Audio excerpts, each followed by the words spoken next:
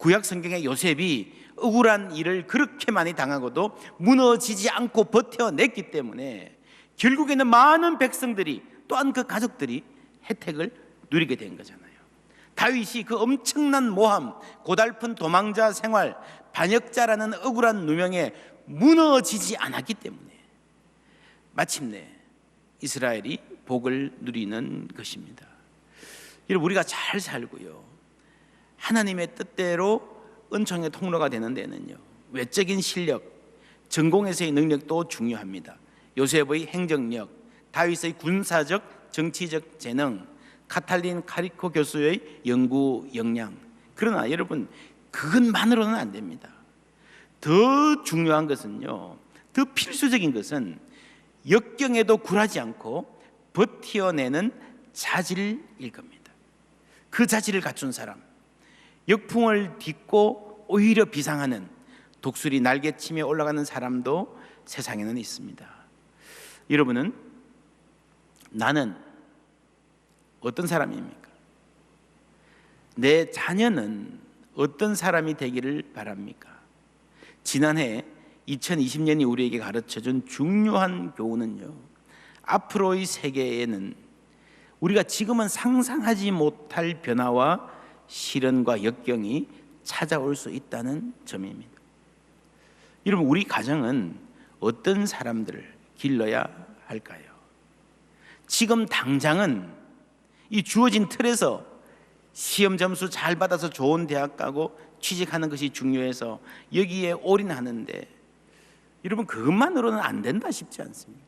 그게 필요 없다는 게 아니고요. 여러분, 공부 잘하는 아이들 중에 그런 경우 꽤 있습니다. 회사에 취직해서 일하다가 꾸중 들었어요. 늘 칭찬만 듣다가, 늘 정답 잘 맞추는 그 실력 믿고 살다가 딱히 정답이 없는 현실 세계에 나오면요, 헤매는 거예요. 그래서 쉽게 낙담하고 쉽게 좌절해서 무너지는 경우가 의외로 많습니다. 특히 요즘에는 부모 입장에서 지금 당장의 경쟁에서 이기는 게 중요하니까 조금이라도 도와주고 싶으니까 보호해주고 도와주다 보면 이렇게 됩니다. 미국에도요, 헬리콥터 페어런팅, 그런 말이 있습니다. 우리는 뭐라 그럽니까? 헬리콥터 맘이라 그러나요? 이런 경향이 있다 보니 공부 실력은 좋은데 인생을 알차게 살아갈 실력은 약해집니다. 정해진 틀 안에서 최선을 뽑아내려고 너무 몰입했기 때문에 그 틀이 조금만 바뀌어도요, 바보가 되는 거예요. 이런 시대의 고민을 안고 성경을 보면 성경이 말하는 인간상, 하나님 잘 믿는 사람에 대한 아주 보화와 같은 말씀들이 있습니다. 이사야 26장 3절 함께 읽겠습니다. 주께서 심지가 견고한 자를 평강하고 평강하도록 지키시리니 이는 그가 주를 신뢰함이니이다. 주께서 지킵니다. 평강하고 평강하도록. 원어를 보면 샬롬 샬롬. 영어 성경들에는요, in perfect peace, 완전한 평화와 안정감. 여러분, 여기는 어떤 영적인 하나님에 대한 신뢰뿐만 아니라 우리의 정서적인 평안, 그죠? 정서적인 안정도 포함됩니다. 이런 복을 소망하면서 올해 우리 교회 목표를 견고한 그리스도인으로 정합니다. 오늘 본문 말씀은 바울의 기도입니다. 여러분, 에베소서를 읽어보시면요, 바울이 편지를 쭉 쓰다가 중간에 기도를 합니다. 바울의 편지는 한편의 설교를 할 수 있는데 설교 중간에 딱 그만두고 기도를 하는 모습 상상해 보십시오. 이러므로 내가 하늘과 땅에 있는 각 족속에게 이름을 주신 아버지 앞에 무릎을 꿇고 비노니. 아마 바울은 감옥에서 이 편지를 쓰면서 잠시 펜을 놓고 무릎을 꿇었던 것 같습니다. 여러분, 당시 유대인들은요, 기도할 때 주로 서서 했습니다. 신약 성경에 무릎 꿇고 기도하는 장면이 몇 번 나오는데 대표적인 것이 예수님의 겟세마네 기도, 사도행전에 나오는 스데반의 기도, 죽기 직전입니다. 대체로 죽음을 목전에 두고 씨름하거나 아주 절박한 기도를 드릴 때의 자세입니다. 에베소서를 읽으면서 이 기도가 어디에 있나 위치를 보면요, 이 기도가 나오기 직전에 그러므로 너희에게 구하노니 너희를 위한 나의 여러 환난에 대하여 낙심하지 말라. 이는 너희의 영광이니라. 나의 환난을 이야기하고요, 낙심하지 말라 그러고, 그리고 오늘 읽은 기도가 나오고 그 다음에 바로 그러므로 주 안에서 갇힌 내가 너희를 권하노니 너희가 부르심을 받은 일에 합당하게 행하여. 주 안에서 갇힌 나, 바울 자신이 당한 환난과 고난을 말하면서 이 기도를 하고 있는 겁니다. 여러분, 이 상황이 생각이 그려지시죠? 바울은 지금 감옥에 갇혀 있습니다. 그리고 여러분, 내가 환난을 당했지만 여러분 낙심하지 마십시오. 내가 당한 환난 때문에 이 사람들이 낙심할 것을 염려하는 겁니다. 그리고 무릎 꿇고 기도합니다. 여러분, 그러면서 그 기도가 죽음을 바로 눈앞에 둔 사람의 간절함과 절박함으로 드리는 기도입니다. 여러분 인생에 한번 생각해 보십시오. 지금까지 살면서 가장 절박하게 기도드렸을 때 그 기도의 내용이 무엇이었는지, 건강 문제, 경제 문제, 직장 문제, 혹은 자녀의 문제, 당장 자연재해로 큰 어려움을 당하든지, 사업이 넘어가게 생겼든지, 자녀가 중요한 시험이나 면접을 앞두고 있든지, 뭐였습니까? 생각해 보면 저도 그랬던 것 같아요. 나 자신을 위한 기도도 그렇고요, 목회자로서 성도님들을 위한 기도를 할 때도 가장 간절하고 절박하게 기도했던 것은 당장 눈에 보이는 무엇과 관련된 것이었습니다. 이것만 좀 어떻게 해주세요. 근데 오늘 바울의 기도는 좀 다른 것 같아요. 당장은 눈에 안 보이는데 훨씬 더 중요한 절박한 기도가 있다는 거죠. 하나님께서 여러분의 속 사람을 능력으로 강건하게 하시기를 원합니다 하는 기도가 오늘 읽은 내용입니다.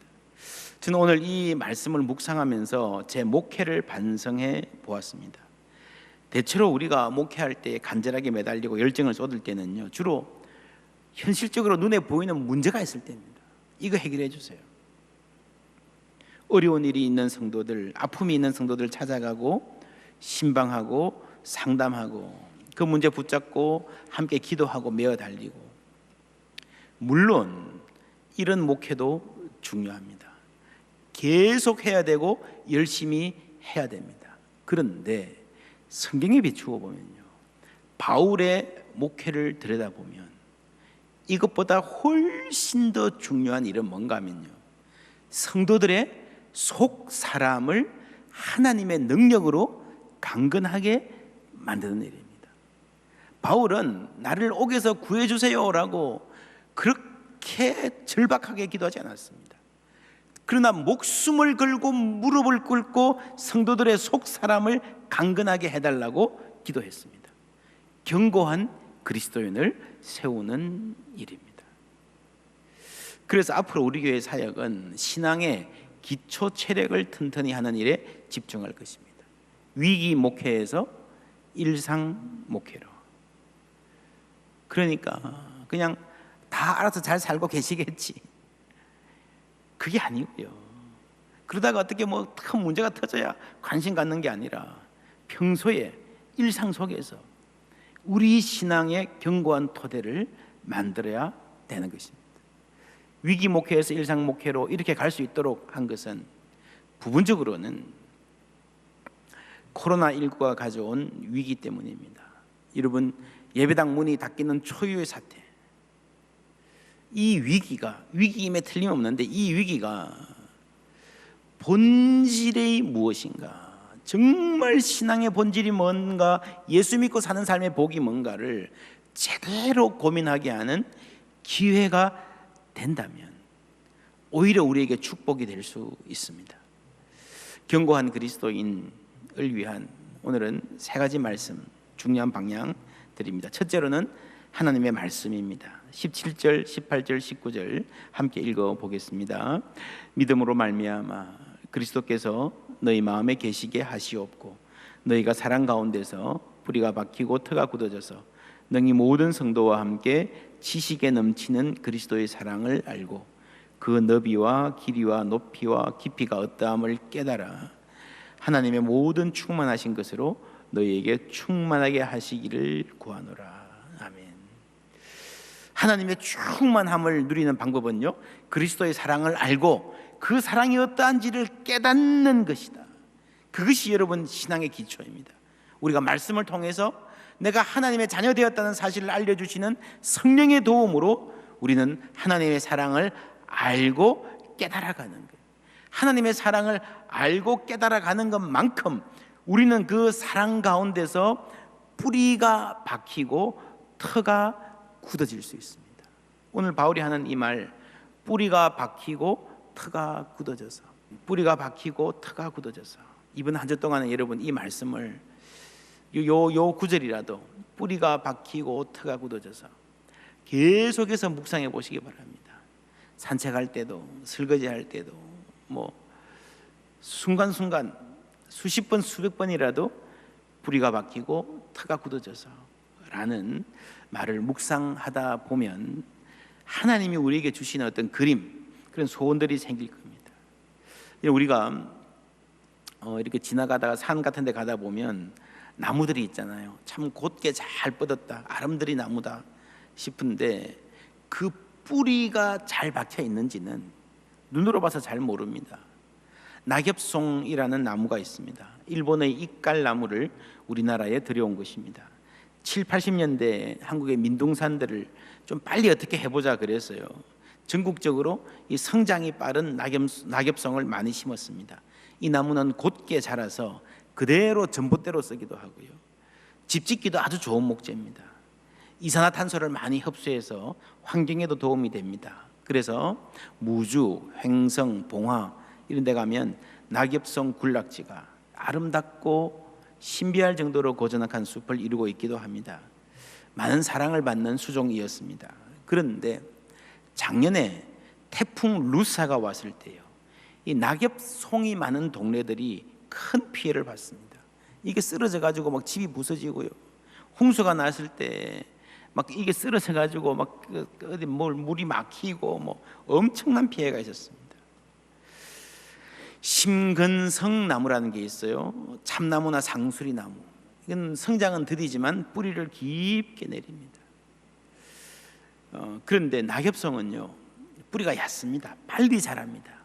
그런데 강풍과 폭우에 쓰러지기 쉬운 수종이어서 지금은 한국에서는 이제 이걸 좀 줄여야 되고 심근성을 심어야 되겠다 하는 목소리들이 많아지고 있습니다. 평소에는 별 문제 없어요. 멋져요. 도움이 되는 것 같아요. 그런데 폭풍이 불고 홍수가 났을 때 치명적이 되는 겁니다. 뿌리가 박히고 터가 굳어져서, 여러분 반석 위에 지은 집, 그 터잖아요. 터. 반석이 아니어도요 괜찮아요. 평소에는 더 좋아 보여요. 그러나 폭풍이 불면 무너지는 거예요. 못 일어나는 거예요. 시편 1편에 복 있는 사람은 물가에 심기운, 물가에 뿌리를 잘 내린 나무라 말합니다. 악인은 어떻다 그럽니까? 바람에 나는 겨와 같다. 바람이 불면 견디지를 못합니다. 역경이 오면 그대로 무너지는 인생과 하나님께 뿌리 내린 견고한 인생의 차이입니다. 이 뿌리 내린 사람은, 복 있는 사람은요, 하나님의 말씀을 주야로 묵상하는 자라 그랬습니다. 여러분, 주야로 묵상한다는 말은요, 교회에 왔으면 설교 듣는 게 아니라 생활 속에서, 일상 가운데서 말씀을 붙들고 사는 것이 습관이 된 사람을 말하잖아요. 지난해 가을에 우리가 700명이 넘는 성도님들이요 성경을 완독했습니다. 여러분, 평생 살아도 성경 일독하기가 진짜 힘든데 800년 가까운 분이 성경을 일독하는 것은요 정말 놀라운 일입니다. 쾌거라 할 만합니다. 여러분 개인적인 삶에도 그럴 것입니다. 이 습관을 잘 이어가시기를 바랍니다. 올해는 이 맥체인 성경 읽기 하루에 4장씩 여기저기 읽는데, 이게 처음에는 조금 헷갈려 보이는데요, 쭉 읽으면 굉장히 좋습니다. 다양한 말씀을 접할 수 있고 완주하기도 훨씬 더 완주율이 높습니다. 균형 잡힌 말씀 생활 할 수 있습니다. 그래서 이런 성경 읽기 표를 만들었습니다. 교회 오시거나 목자님들, 아마 이번 수요일쯤 되면 우리 교우들 사업체에도 좀 갖다 놓으려고 그럽니다. 구하셔서 읽으시고요. 저는 이 핸드폰에 앱을 다운받아서 했는데 God People이라는 앱 아주 좋습니다. 매일매일 이렇게 핸드폰이 그대로 알려주는, 요즘 참 세상 좋아졌습니다. 여러분, 하나님의 사랑의 확신이 우리를, 사랑에 대한 확신이 우리를 견고한 그리스도로 만든다. 지난주에 드린 말씀 생각나십니까? 구원의 확신은 사랑의 확신, 그렇죠? 그게 승리의 확신으로 함께 가는 것입니다. 그래서 우리가 말씀을 통해서 하나님의 사랑 안에 뿌리 내리고 터가 굳어질수록, 하나님의 사랑에 대한 확신이 깊어갈수록 우리는 승리를 확신할 수 있는 견고한 그리스도인이 될 수 있습니다. 두 번째로는 기도의 훈련입니다. 우리가 말씀을 통해서요, 하나님을 알면, 하나님의 사랑이 얼마나 큰지를 알게 되면 자연히 기도의 사람이 될 수 있습니다. 20절 말씀에 우리 가운데서 역사하시는 능력대로 우리가 구하거나 생각하는 모든 것에 더 넘치도록 능히 하실 이에게 라고 말했습니다. 하나님은 어떤 분입니까? 우리가 기도하는데요, 내가 요만큼 기도하는데 훨씬 더 넘치도록 주신다는 겁니다. 기도하는 것뿐만 아니라 생각하는 것. 여러분, 때로는 지나가다가 생각만 했는데, 지나가다가 그냥 한 말인데요, 저도 그럴 때가 참 많습니다. 그냥 지나가다가 한 말인데 하나님 어떻게 이렇게 딱딱 챙겨주시나. 하나님은 풍성하신 분이신 줄 믿습니다. 하나님이 얼마나 풍성하신 분인지는요, 기도를 해봐야 아는 거예요. 기도를 하고 응답을 받고 하나님이 내 기도를 어떻게 응답해 주시는가를 알 때에 그 하나님의 풍성하심을 우리가 삶으로 고백할 수 있는 것입니다. 그럴 때에 우리가 웬만한 바람에도 흔들리지 않는 기도하는 사람, 견고한 그리스도인 될 줄 믿습니다. 셋째는 회복 탄력성이라는 말입니다. 회복 탄력성은 자신에게 닥치는 역경과 어려움을 오히려 도약의 발판으로 삼는 힘을 말합니다. 영어로 resilience라고 하는 단어입니다. 예를 들면 어릴 때에 아주 혹독한 시련을 겪은 친구들 모아서, 예를 들면 뭐 부모님이 돌아가셨거나 경제적으로 큰 고난을 당했거나 뭐 육체 장애를 경험했거나, 그런데 그런 어려움을 당한 사람들 중에서도 20년, 30년 추적해 보면요, 대체로 15에서 20%는요 잘 회복돼 가지고 밝고 맑게 살아간다는 거죠. 여러분, 시련이 없는 삶이 있습니까? 어른이 되어서도 시련은 있잖아요. 우리 아이는 어떤 것 같아요? 여러분 자녀는 어떤 사람으로 자라나면 좋겠습니까? 기쁜 소식은, 굿뉴스는 이 회복 탄력성은 개발될 수 있다는 겁니다. 여러분, 팔에 근육이 하나도 없이 아주 빈약한 사람도 꾸준히 역기를 들고 운동하면 우람한 팔을 가질 수 있는 것처럼 마음의 근육도 키워갈 수 있다.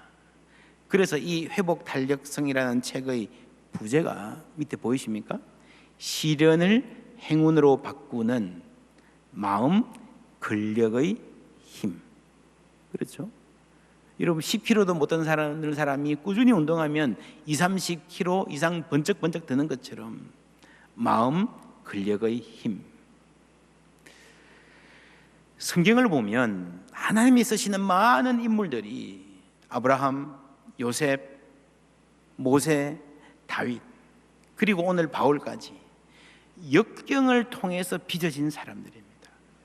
하나님의 풍성함은요, 하나님이 풍성하신 분이기 때문에 하나님이 함께 하시는 인격은요 반드시 정서적인 안정, 여유, 자신감, 그 자신감 위에서 온유와 겸손이 있는 거예요. 그리고 그 위에 창조성도 있을 수 있는 것입니다. 여러분, 정서적으로 안정되지 않은 사람이 창조적일 수가 없어요. 우리 교회는 계속해서 이런 목표 하에 사역할 것입니다. 올해는 가을에 회복 탄력성을 주제로 한 영성훈련을 기획하고 있습니다. 지금 교육자들이 열심히 공부하고 있고요. 한국에 이 관련된 유능한 학자들을 모시고 함께 세미나도 계획하고 연구하면서 지금 준비하고 있습니다. 기대가 되시죠? 예. 저도 2021년 하나님께서 우리 가운데 하실 일 무척 기대가 됩니다. 사실 답답한 시절이죠. 모이지도 못하고 어디 놀러도 못 가고. 그런데 우리 교회는 이게 좀 빨리 끝나야지 하는 손 놓고 있는 교회가 아니라 이럴 때 해야 될 일, 이럴 때 할 수 있는 일. 물론 온라인 환경에 적응하고 교회가 겉으로 잘 움직여가는 것도 중요하지만 더 중요한 것은요, 이 세상이 우리가 바쁘게 돌아갈 때에 소홀했던 본질적인 일에 힘쓰는 한 해가 되었으면 좋겠어요. 우리 성도님들, 또 여러분 자녀들 한 사람 한 사람이 견고한 그리스도인, 인생의 폭풍이 불 때도 쓰러지지 않고 가뭄에도 무성한 이 풍성한 열매를 맺는 그리스도인들 되기를 바랍니다. 그래서 이 어려움이 지나면 이제 끝났다, 그게 아니라 이 어려움이 지나면 더 멋진 모습으로, 욥이 그랬잖아요. 주님, 나를 단련하신 후에 내가 정금같이 나올 것입니다.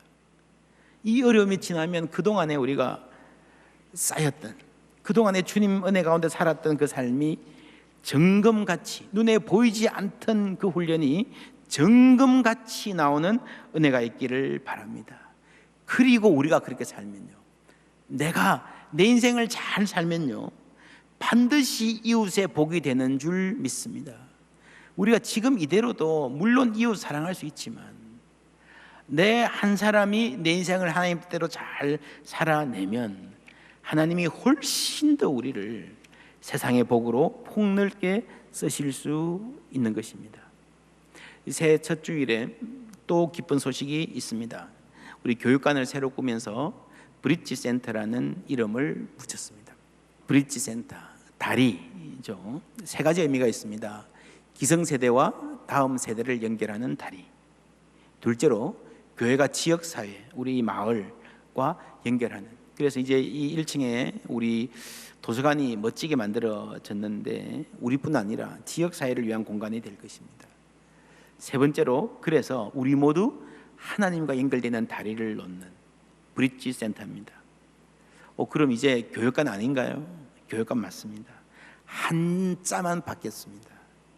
다리교자, 다리교자, 교육관. 이 세 가지 연결을 꿈꾸는 꿈의 요람 교육관, 다리센터, 브릿지 센터가 될 것입니다. 여러분, 코로나19 때문에 많은 사역들이 멈춘 것 같아도요, 교회에서는 이렇게 중요한 일들이 잘 진행되고 있습니다. 하나님도 지금 우리를 위하여 우리 교회 안에서, 여러분 가정 안에서 일하고 계심을 믿습니다. 올 한 해 하나님, 우리 속 사람을 강건하게 하시어서 우리 하나님 사랑 가운데에 뿌리가 박히고 터가 굳어져서 주님 기뻐하시는 그릇으로 빚어나가시기를 주님의 이름으로 축원합니다.